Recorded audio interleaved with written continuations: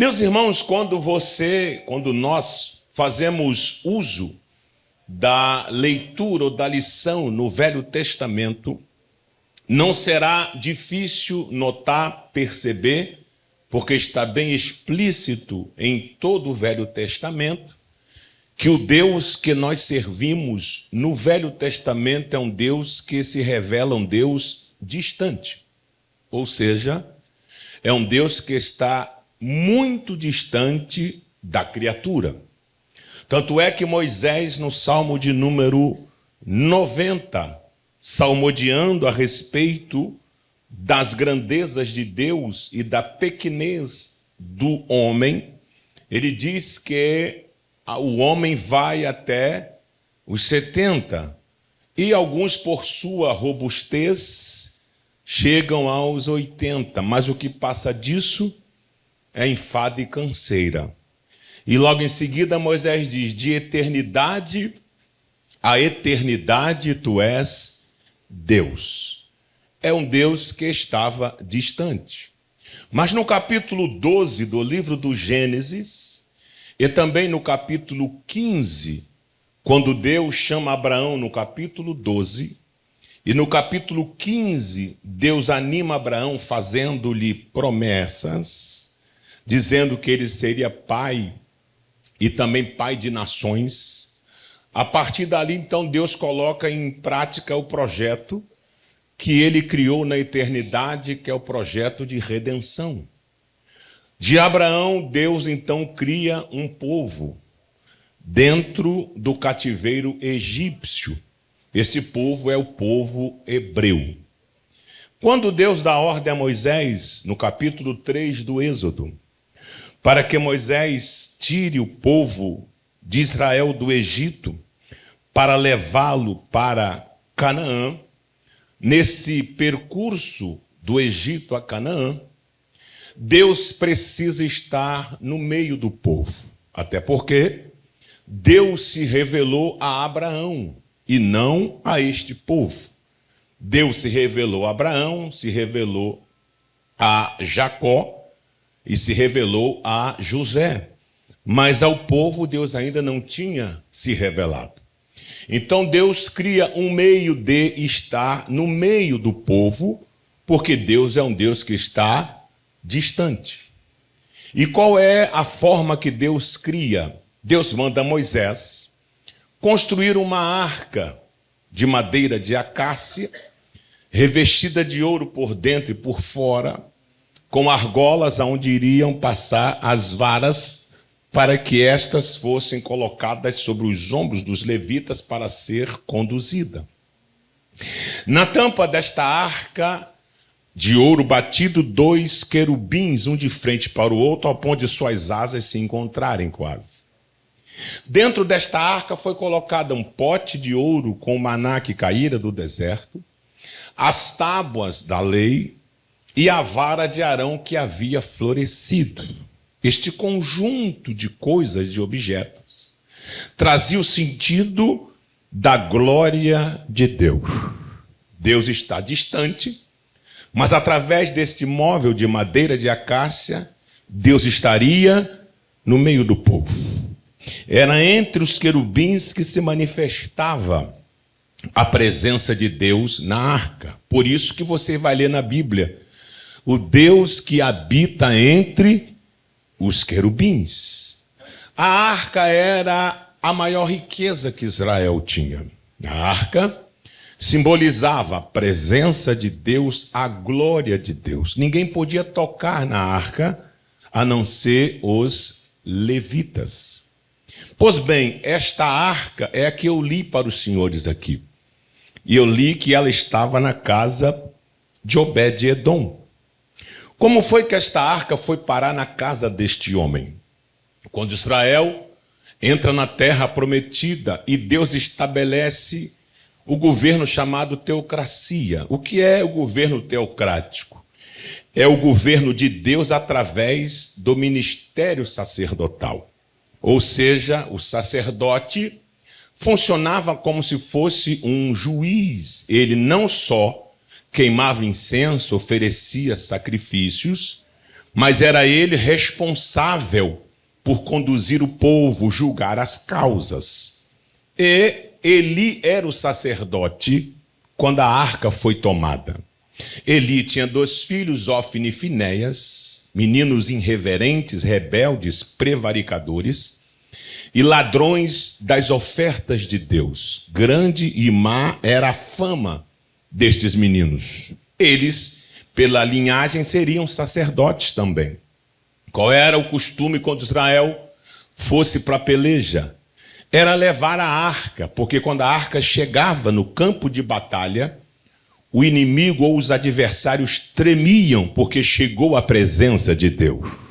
Chegou a glória de Deus. Os filisteus se levantaram contra Israel, e a Bíblia diz que levaram a arca, mas Deus não ajudou Israel. Eles pensavam, a arca chegou, nós vamos vencer a batalha. Quem estava lá? Ofni e Finéias.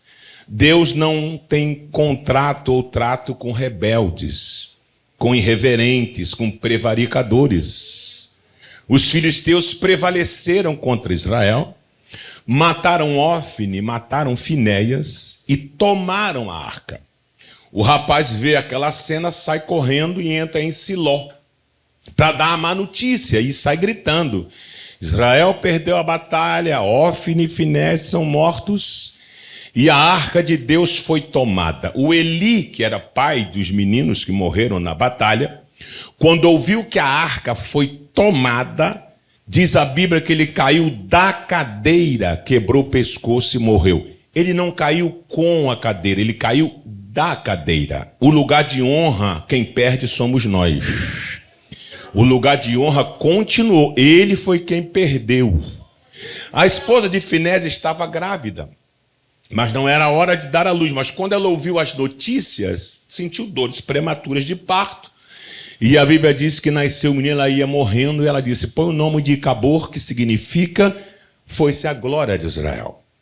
A arca se tornou peregrina, dali foi para Bet-Semes, depois foi para o templo de Dagon, foi parar na casa de Abinadab, até que chegou na casa de Obed-Edom. Saul assume o governo, Deus muda da teocracia para a monarquia, mas Saul governa todo o seu reinado sem a presença de Deus. Quando Saul morre, que Davi assume o reinado, primeira atitude de Davi não foi construir casa popular, não foi armar o exército, nem equilibrar a balança comercial, nem baixar a taxa de juros. A primeira atitude de Davi foi trazer a arca de volta. Davi disse: não governo sem a arca de Deus.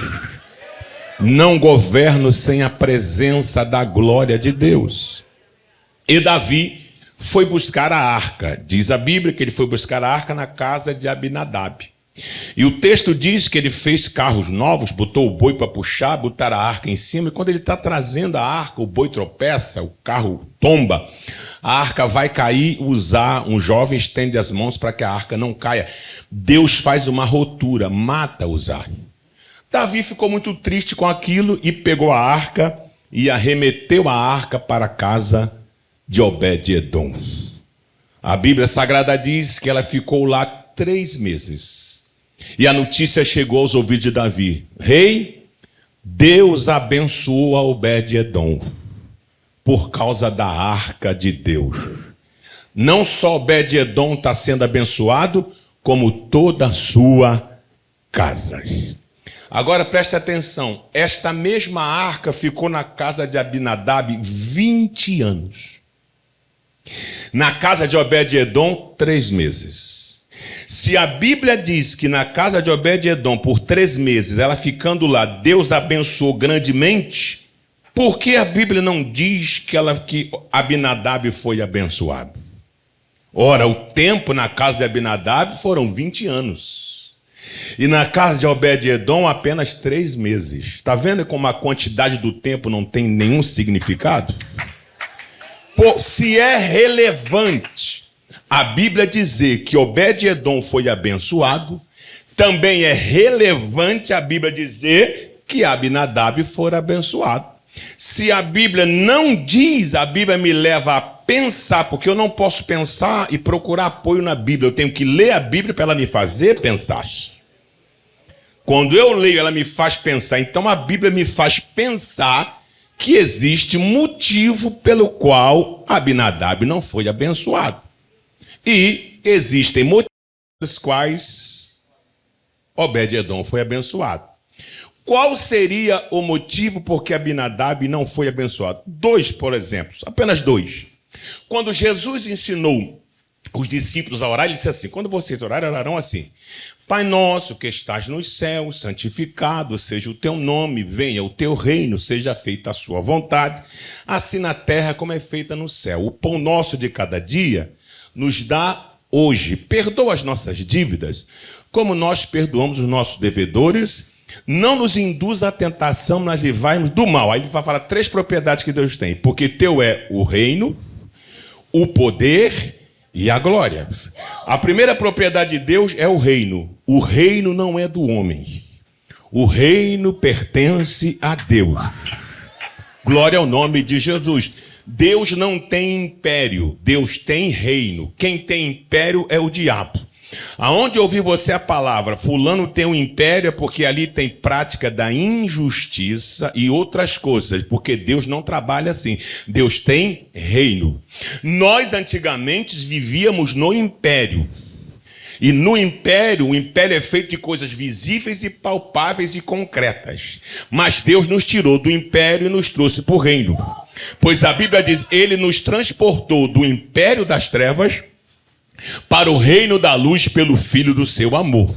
Só que nós viemos cheio de defeitos e manias e vontade. Por quê? Porque lá nós vivíamos de coisas palpáveis, visíveis e concretas. Chegamos no reino querendo ver, querendo apalpar, querendo ter coisas concretas. Aí a Bíblia explica, olha, o reino de Deus não é comida e nem bebidas, mas é paz, justiça e alegria no Espírito Santo. Tá bom, pastor. Lá no império tinha isso e aqui não tem. Pois é, mas enquanto Jesus não voltar, eu preciso vestir, trabalhar, comer, casar, prosperar, comprar, vender. Como é que eu faço? Jesus ensina. Buscai primeiro o reino de Deus e a sua justiça, e as demais coisas vos serão acrescentadas. Então o reino não é de coisa visível, porém nós não andamos por vista, nós andamos por fé. Glória ao nome de Jesus. Teu é o reino, teu é o poder, ou seja, Deus tem todo o poder. Mateus 28:18, Jesus ressuscita e diz, é-me dado 50%, 30%, 70%, 99%. Não, é-me dado todo o poder no céu e na... Não sobrou poder para Santo Antônio, São João, São Benedito, Iemanjá, São Jorge, Oxóssi, Inhansé. Todo o poder pertence a ele. A Bíblia diz, uma coisa disse Deus, 2 vezes a ouvir, que o poder pertence a Deus. Glória ao nome de Jesus. Teu é o reino, teu é o poder e tua é a glória. Terceira propriedade, a glória. O que simbolizava a arca de Deus? A glória de Deus. Por que Abinadab não prosperou tendo a glória de Deus na sua casa? Porque a Bíblia diz, Deus não dá a sua glória a outrem. Por que ele não prosperou? Porque a arca chegou lá tomada, roubada, furtada. Quem rouba, quem toma, quem furta a glória de Deus jamais vai prosperar. Glória ao nome de Jesus. Essa é a primeira razão. A segunda razão já falo. Quando Davi soube que Obed-Edom prosperou, Davi disse, vou buscar a arca, vou buscar.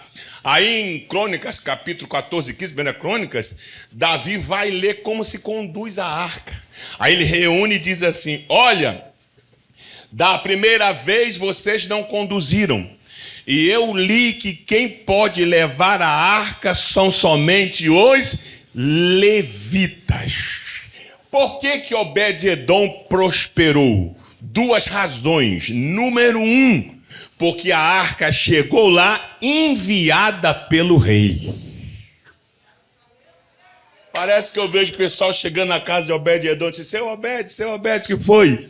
O rei mandou perguntar se o senhor tem um espaço na sua casa para colocar esse objeto aí. Que objeto? Vem dar uma olhadinha. Que ele olhou e disse: a arca? Fiquem à vontade. A pergunta nesta manhã é: tem espaço na tua casa? Tem espaço na tua vida? Tem espaço em teus sonhos, teus projetos, para que a arca de Deus ocupe um lugar? Se tiver, prepare-se, porque 2024 já começa com profecias extraordinárias. Deus vai te abençoar. Foi o rei que enviou. Segundo, quando Davi diz que só os levitas podem conduzir a arca, nós entendemos que Obed-Edom era um levita. Por que Abinadab não foi abençoado? Porque ele não era levita. Eram 12 tribos. Das 12 tribos, a única tribo, quando chegou na terra de Israel, não ia ter herança, era a tribo de Levi. A herança da tribo de Levi era o trabalho na casa do Senhor, porque eles foram escolhidos. Obed-Edom prosperou porque ele era um escolhido. O que faz você prosperar e ser abençoado não é sua beleza, não é sua cor, não é sua posição social, nem seu grau cultural, nem o seu poder aquisitivo. É porque você foi... Jesus foi quem disse: não fostes vós que escolhestes a mim, mas fui eu quem vos escolhi a vós. Oh, glória ao nome de Jesus. Eu sou um escolhido. Você é um escolhido. Problema de quem não gosta. Problema de quem tem problema. Eles que resolvam. Deus bateu o olho em você, bateu o olho em mim e disse assim: eu escolho você. Ó, Senhor, mas eu sou assim. Tudo que você disser, eu já sei quem você é. Oh, glória ao nome de... Porque no Salmo 139 diz: de uma maneira tão terrível eu fui formado, quando eu estava no ventre da minha mãe, com os meus ossos informes não te fui oculto. E todas essas coisas, antes delas existirem, no teu livro já estavam escritas. Ei, Deus te escolheu. Glória ao nome de Jesus. Deus abençoou a Obed-Edom e toda a sua casa. Quando a Bíblia diz que Deus abençoou a Obed-Edom e a sua casa, casa aqui não é parede, casa aqui não é telhado, casa aqui não é o quintal, casa aqui é quem compõe a casa. A bênção não é só sobre você, a bênção é sobre você e sobre a sua casa. Lembram de Josué, quando atravessou o Jordão, que estabeleceu Israel? Deus tomou a boca de Josué e disse: fui eu, o Senhor, que vos arranquei com mão forte do Egito. Eu, o Senhor, fui que enviei as pragas e humilhei os deuses do Egito. Fui eu, o Senhor, que vos conduzi no meio do deserto. Fui eu, o Senhor, que abri o mar vermelho e fiz vocês atravessarem a pé enxuto. Eu fechei o mar e matei o exército do faraó. Eu, Senhor, não deixei vocês passarem fome no deserto. Enviei maná 40 anos ininterruptos. Eu não deixei vocês sentirem calor, porque durante o dia eu fazia sombra com a nuvem. E quando era noite, ninguém sentia frio, porque o fogo aquecia todo o acampamento. Não deixei a roupa de vocês envelhecerem. Vocês viveram no deserto, jamais a sandália arrebentou. A criança crescia, eu fiz a roupa crescer junto. O pé da criança espichava, a sandália acompanhava. Eu, o Senhor, não deixei a perna de vocês incharem, nem tampouco dar varizes. Eu vos poupei das serpentes do deserto. Eu parei sol, eu parei lua. Eu fiz água sair da rocha. Eu abri o Jordão e atravessei vocês. Eu venci os amorreus, os cananeus, os perizeus, os heveus, os filisteus, e vos introduzi nesta terra, como jurei dar a Abraão e sua descendência. Assim diz o Senhor. Ponto. Josué completa dizendo: agora, depois que ouviram tudo isso, escolhei, pois, a quem sirvais, porque eu e a minha casa serviremos ao Senhor. Oh, glória ao nome de Jesus. Glória ao nome de Jesus. Glória ao nome de Jesus. Glória ao nome de Jesus. Então, casa de Obed-Edom abençoado não são as paredes, não é o telhado, é quem compõe a casa. E eu separei 3 bênçãos que Obed-Edom, sua casa, receberam. Quantas? Número 1, quando Davi assume o reinado, e é Davi quem vai estabelecer a ordem no culto. É Davi quem faz a escala dos porteiros, dos sacerdotes. É Davi que estabelece as regras e a liturgia do culto. E a Bíblia diz que os filhos de Obed-Edom passaram a ser componentes do coral de Asaf. Primeira bênção, os filhos de Obed-Edom tornaram-se adoradores. Não se tornaram cantores, adoradores. Não se tornaram artistas, tornaram-se adoradores. E qual é a diferença? Gigantesca. Pois a Bíblia Sagrada diz que se Deus procura algo, Ele procura adorador. Glória ao nome de Jesus. E o adorador se conhece por essas características. Número 1, o adorador não adora em mentira. 2, o adorador não adora na carne. Não existe adorar a Deus na carne. Eu posso louvar na carne, cantar na carne, cultuar na carne, mas adorar é impossível.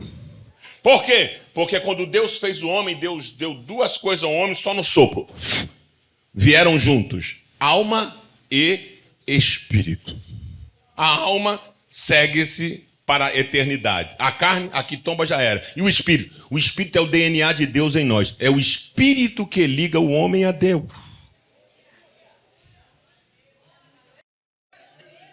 É que o espírito e a alma estão tão juntos que ninguém consegue separar os dois. Só a Bíblia.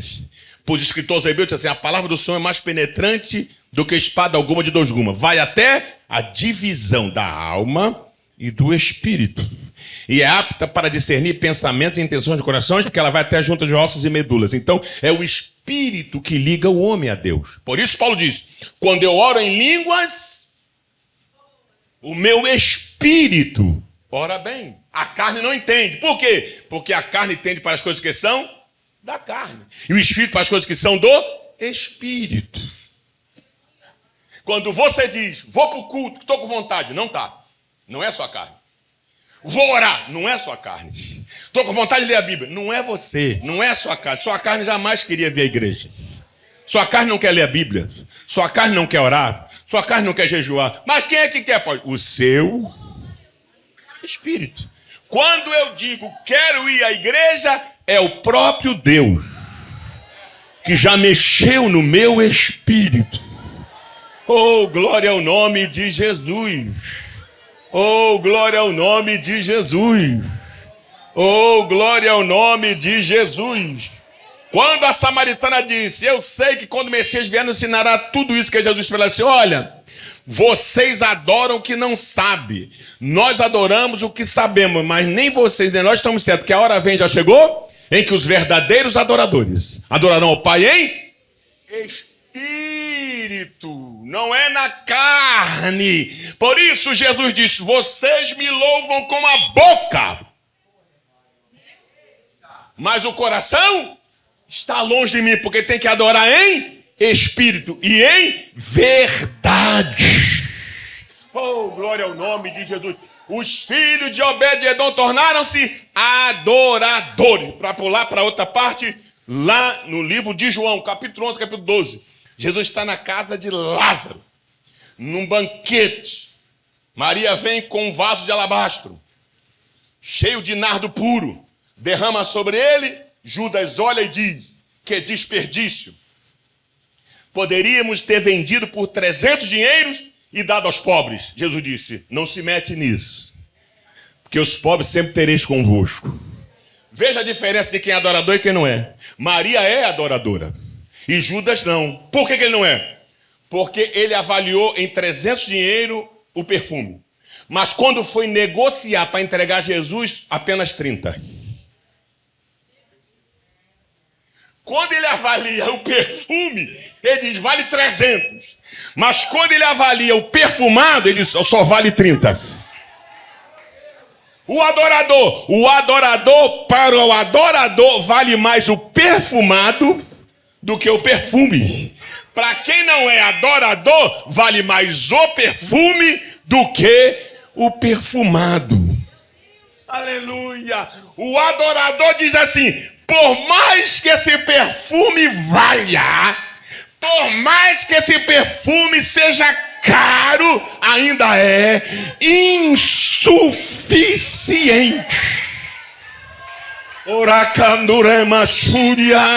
Para quem vai receber uma das bênçãos que chegou na casa de Obed-edom, é que os seus filhos foram adoradores. Você pode aplaudir ao Senhor? Glória a Deus. Oh, glória a Deus. Oh, glória a Deus. Oh, glória a Deus. Uramashuracanda. Aleluia. Segunda bênção. Davi está organizando os cultos. Os filhos de Obed-edom vão fazer parte do coral. Segunda coisa, os filhos de Obed-edom tornaram-se porteiros da casa do Senhor. No mundo em que vivemos, onde o evangelho tornou-se algo comum, e ministério pastoral, ministérios da Bíblia, tornaram-se moeda de troca. Moedas de troca. E nunca se foi tão avacalhado um pastoreado, um ministério da pregação, um ministério de levita, como nos dias de hoje. As pessoas confundem. Acham que Deus trabalha com palco. Deus não trabalha com palco. Acham que Deus trabalha com arena. Deus não trabalha com arena. Acham que Deus trabalha com octógono, aquele onde lutam os lutadores de MMA. Deus não trabalha com octógono. Acham que Deus trabalha com ringue. Deus não trabalha com ringue. Acham que Deus trabalha com competição. Deus não trabalha com competição. Deus trabalha com o quê? Pois Deus trabalha com altar. Oh, glória a Deus. Por mais que o pastor Abraão e outros pastores ensine sobre dizimar, ensine sobre ofertar, ensine em ser liberal, o povo ser liberal, pode aparecer ali na frente caminhões de dólares, e que que aparecesse para doar para a igreja. Mesmo assim, ele ainda teria falta de obreiros. Porque uma das maiores ou a maior necessidade da igreja é de material humano. Quem disse isso? Jesus. A seara é grande. E poucos são os ceifeiros, os trabalhadores. Orai para que o dono da seara envie mais trabalhadores ou mais ceifeiros. Eu quero dizer que tem vaga. Aleluia. Eu quero avisar que tem vagas. Como é que eu faço, pastor? Eu sou tão incompetente, não tem problema. Eu sou incapaz, melhor ainda, porque Levítico 6,13 diz, o fogo arderá continuamente no altar e não se apagará. Tem vaga. Oh, glória ao nome de Jesus.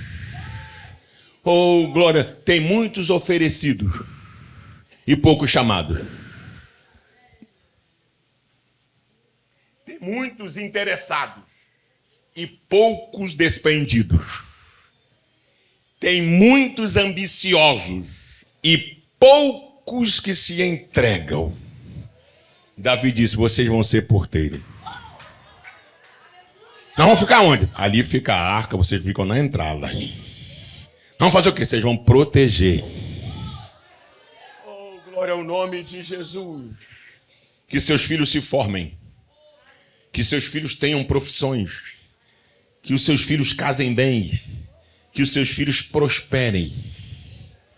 Mas que os seus filhos também se gastem no reino de Deus. Oh, glória ao nome de Jesus. Tem vagas. Porque eu conheço um Deus que do lixo ergue o necessitado.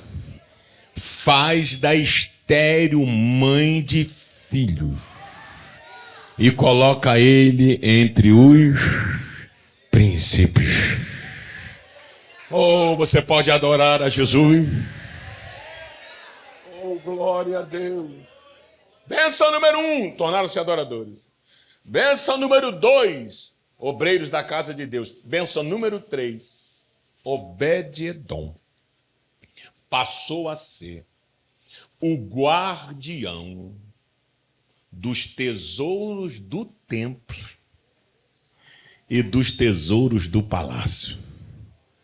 Você dá uma responsabilidade dessa para qualquer pessoa? Não. Mas assim como ele teve zelo com a arca, Jeová disse, tem um lugar para você. Eu não sou neófito de dizer aqui nesta manhã que Deus dará para todo mundo um lugar de destaque. Não sou neófito e nem tampouco antibíblico. Porém, eu posso lhe afirmar que todo trabalho, emprego honesto, não importa a remuneração, é honesto, é digno, a mão de Deus está sobre. Vou repetir. Não sei qual a carga horária, não sei qual é a função, qual é o serviço ou trabalho que você desempenha. É honesto. Tem dignidade, a mão de Deus está sobre. Agora, dentro de onde você está, tendo espaço para a presença de Deus, Deus está dizendo, vou te elevar. Se fosse alguns anos atrás, eu diria, aquele telegrama vai chegar. Se fosse alguns anos atrás, eu diria, aquela carta vai chegar. Mas como nós estamos num tempo muito avançado, eu posso afirmar, aquele e-mail já chegou. Aquela mensagem que você está aguardando no WhatsApp vai vir, está a caminho. Porque Deus vai te elevar. Oh, glória ao nome de Jesus de Nazaré. Você acredita nisto? Você acredita que nesse patamar que você está lutando para alcançar um lugar mais alto, a mão de Deus vai te elevar? Obed-edom, você guardou a minha arca, cuidou da arca. Seu cargo agora é tesoureiro, não só do templo onde tem milhões em ouro, como também do palácio do rei.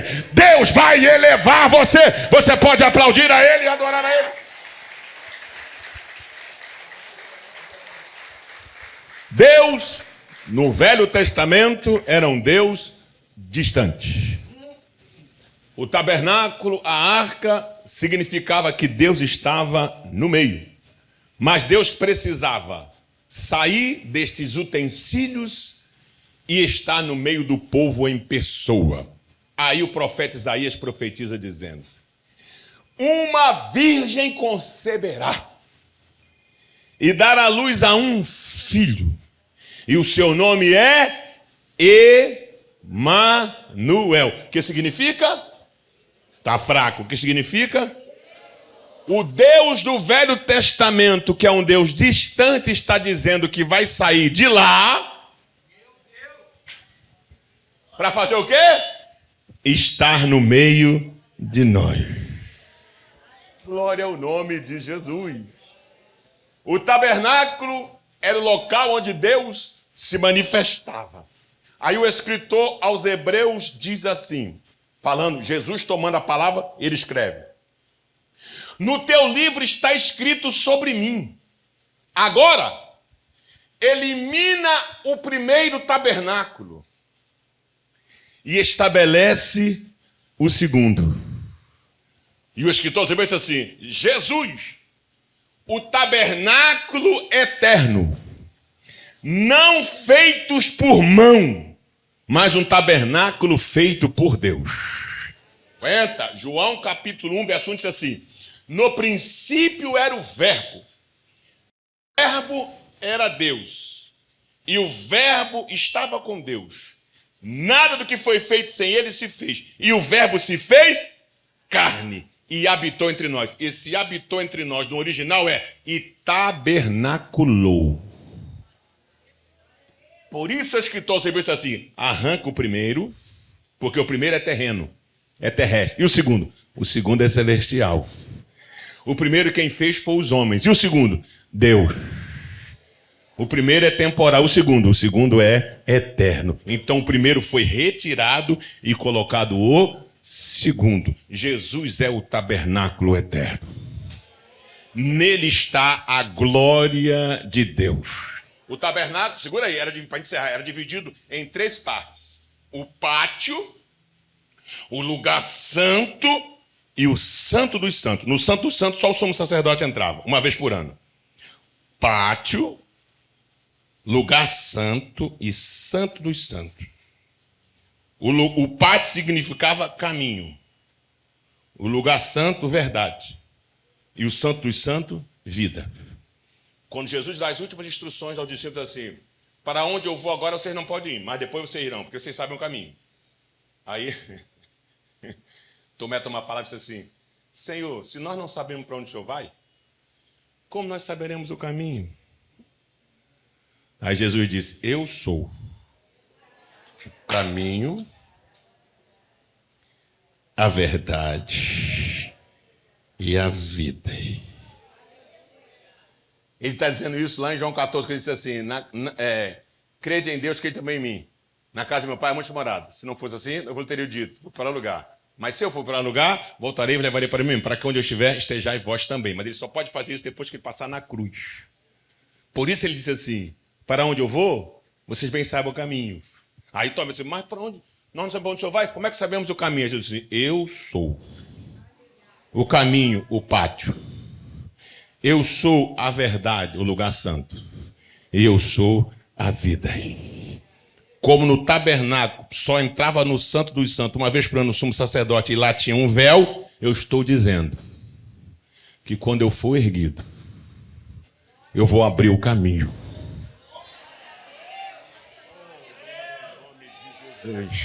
E quando ele foi imolado, a Bíblia diz, o véu do templo se rasgou de alto a baixo. Como ele foi imolado à tarde, era a hora do cordeiro ser morto. Eu imagino que o sumo sacerdote está lá no templo para imolar o cordeiro. Quando Jesus dá o brado na cruz, o cordeiro pula do altar. Vem aqui quando eu preciso imolar você. Precisa mais não. Por quê? Porque o Cordeiro de Deus, que tira o pecado do mundo, acaba de ser imolado. E o véu se fende, não de baixo para cima, que se fendesse de baixo para cima, iam dizer, alguém rasgou, mas de cima para baixo é impossível. Aí Deus está rasgando, rasgou. Quando rasgou, o santo dos santos está liberado. Por isso o escritor diz, agora nós temos acesso ao santo dos santos, pelo novo e vivo caminho. E quando você estiver entrando no Santo dos Santos e o diabo vier lhe acusar, dizendo que você não pode, porque tu errou ontem, tu errou hoje, você diga para Satanás: sai da minha frente, porque nenhuma condenação há para aqueles que estão em Cristo Jesus. Você pode aplaudir a Ele.